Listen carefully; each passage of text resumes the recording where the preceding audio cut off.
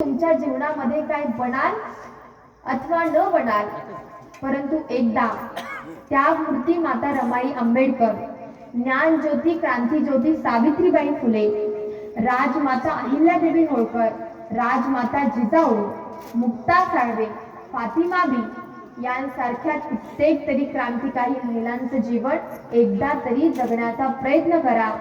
तुमचा जर प्रयत्न प्रामाणिक असेल तर तुमच्याही उदरातून कित्येक तरी क्रांतिकारी महामानवांचा, महिलांचा नक्की जन्म होईल ही मी खात्री देते.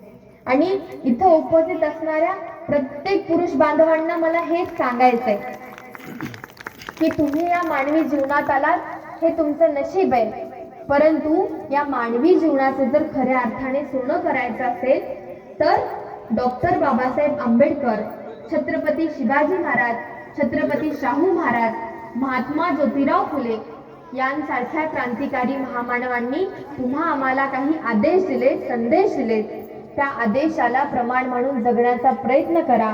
तुमचा प्रयत्न प्रामाणिक असेल तर तुमच्या या गावातून सुद्धा एक तरी क्रांतिकारी महामानव घडतानाचं दृश्य तुम्हा आम्हाला पाहायला मिळेल. म्हणूनच या क्षणी शेवटी आपणा सर्वांना रमाई जयंतीच्या 128व्या रमाई जयंतीच्या लाख लाख मंगल कामना देते. आज या ठिकाणी भंते महामोगलाय आणि त्यांच्या सोबतचे असणारे भंते आनंद बोधी, भंते धम्मरत्न, भंते मिलिंद या सर्व भंतेजी व तसेच यशोदा बुद्ध विहार फाउंडेशन ट्रस्ट या ट्रस्टचे सर्व संयोजन समिती यांनी मला इथे बोलावून घेतलं.